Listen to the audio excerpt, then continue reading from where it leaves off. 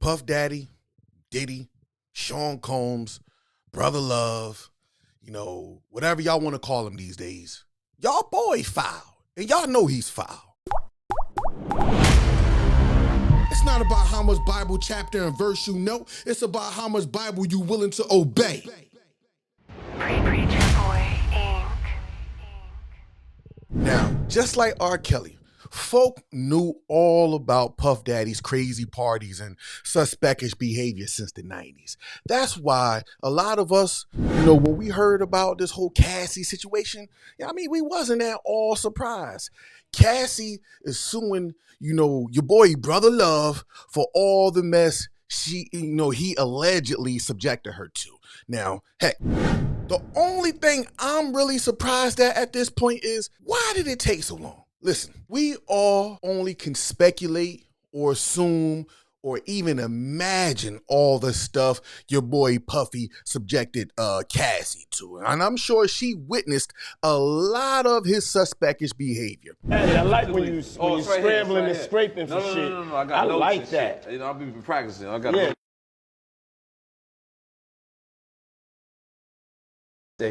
Huh? Why won't you party with me for your birthday, man?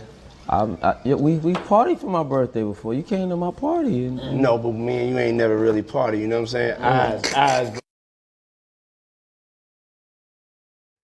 Let me add my 2 cents, because everybody's speculating and all this. So let me add my 2 cents to what's going on. Now, Cassie has firsthand knowledge about all the skeletons in your boy's Puffy's closet. She know it all. As someone who spent decades with him, well, I ain't gonna say decades, well, 1 decade, alongside him, it's likely she know and experience things that a lot of us may not be privy to. Some people in the industry know, but a lot of us normal people don't know. We only can speculate. We only hear what other people say. Now, could Cassie been a victim of circumstances or Puffy circumstances? Yes, she was. Was she likely abused by Puffy in one way, form, or fashion? Yes, I would say so. But her lawsuit wasn't at all about, her being abused or trying to see Puffy held accountable. Her lawsuit was all about money. It wasn't all about her being a victim. But she had to put that stuff in her statement to make it sound good. Her lawyer wrote her a good statement. The lawyer did a good job by putting all that stuff, and ultimately they settled out. Puffy settled out. Cassie's lawyer closed the case. She's on with her life. That's it. But ladies, let me keep it a bean with y'all, and let's keep it a bean about Puff and people like him. Now, first of all, Puff, in my honest opinion, is a weirdo with money. And let's keep it a bean. Even after hearing about all his weirdo behaviors, most of you women would still date Puff if he hollered at y'all. Let's keep it a bean. You know that, and he knew that. Take Young Miami, for example, Carisha. I'm sure she heard about Puffy parties. As 50, I like when 50 Cent said, them Puffy parties. I'm sure she heard about all Puffy suspectish behavior, and she was still like, I'm willing to date him. She was willing to ignore that. Now, I'm going to tell you why she was willing to ignore that. Allegedly, and she, matter of fact, she's on record saying this. It ain't alleged. Diddy was giving her $500,000 a month, of an allowance. Then he decreased it to $250,000 a month in allowance. And that wasn't even including gifts and trips. You know what I mean? She was making out. Now, here's the thing, ladies. Let's keep it a bean, ladies. If a man is giving you that much money, right? Just look, follow me. If a man is giving you that much money, ladies, it's just not just a casual coming over, not to be too graphic, bending you over or you cocking your legs open. No, it's a lot more that goes into that. And I'm sure Carisha, she was down with it. As a matter of fact, she was on a show and she said this. I'm really a whore. Like, I'm with a W. Like, I'm a whore. But define that, though. Like, I'm a whore. Now, that's her thing. That's what she said out of her own mouth. Now, let me tell you what can possibly happen 10 years from now. Now, Young Miami, Carisha, she can come out and say she was victimized. She was a victim of Puffy circumstances and crazy behavior. And she can say that she's about to write a tell-all book. She could do all that stuff 10 years from now. Now, I'm not saying that's what she would do, but she can do, and I wouldn't put it past her if, she start getting low on some funds, because that is a playbook. That is a play out the women's playbook that they do. All they got to do is put some allegations on you. And if you a man of, Puffy stature or anybody else, listen, you're going to pay them off instead of, allowing the trial to go through. Now, the reason why I say anybody just pay them off, because here's the fact of the matter. We've seen what happened in Meg Thee Stallion's case. When Meg Thee Stallion took Tory Lanez to trial, all her dirt was exposed and all the dudes that she was messing with and all her crazy behavior.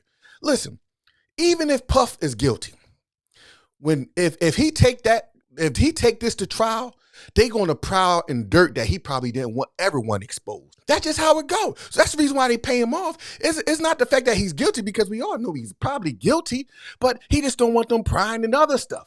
So it makes sense for him to pay Cassie off. Now, could have Cassie, use that same play, out that playbook, the women's playbook of, putting accusations on a man a few years later, to get some money out of him? I don't know. You don't know. We all don't know. We can only imagine, but just judging outside looking in, it does look like she's taking the play out that playbook, because they did say that, for months she been trying to get in contact with Puff, and, she was saying that she was threatened and saying that she's going to write a tell-all book if he don't pay her money.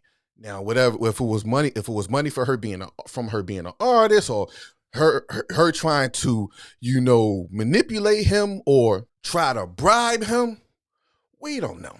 We don't know. All I'm saying is, look, she got her money. She got her bread. But that's not the crazy part. The crazy part is, now that Puffy done paid her off, it opened up the floodgates of allegations. The floodgates is open on allegations on a lot of celebrities. Now, Puff just got hit with like 3 more allegations, and they just hit Jamie Foxx with allegations. They didn't hit Andrew Cuomo with allegations. They didn't hit New York's mayor Eric Adams with allegations. Man, they didn't hit Dallas Cowboys owner with allegations. Jerry Jones, they didn't hit him. They didn't hit Cuba Gooding Jr. with allegations. Man, the floodgates are open, and I'm just sitting back with my popcorn. Like, man, there's going to probably be some more allegations to come out on other celebrities. Now, I don't doubt for a second that these dudes are dirtbags. I don't doubt it. Not for 1 second. However, all them dudes are super rich and could possibly have any woman they want. The fact that all these allegations are coming out now on all these dudes is, to me, it's just kind of suspectish.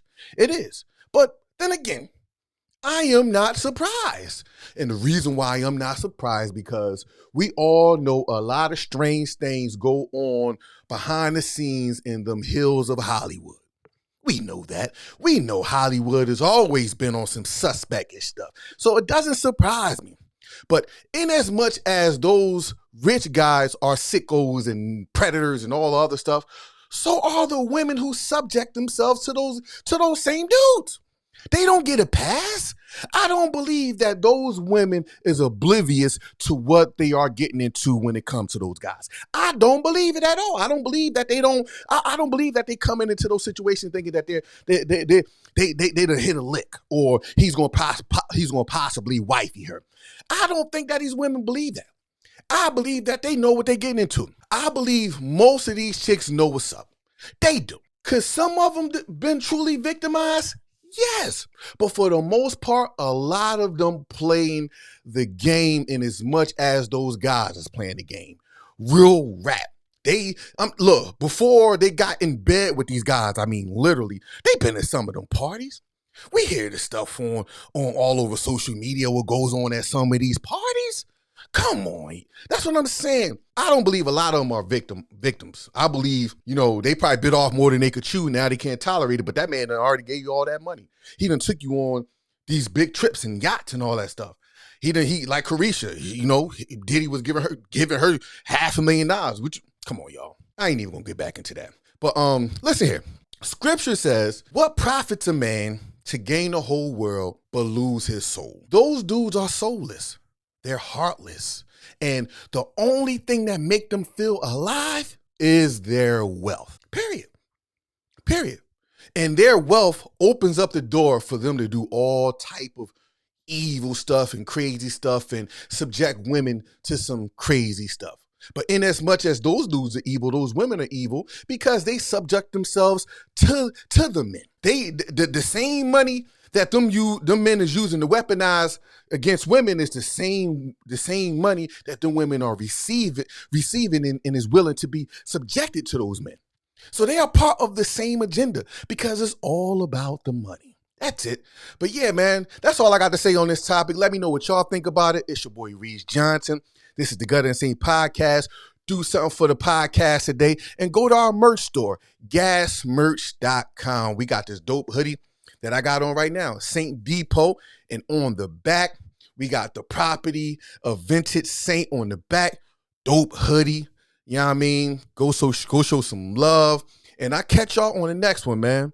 Peace. It's not about how much Bible chapter and verse you know. It's about how much Bible you willing to obey. Pre-preach.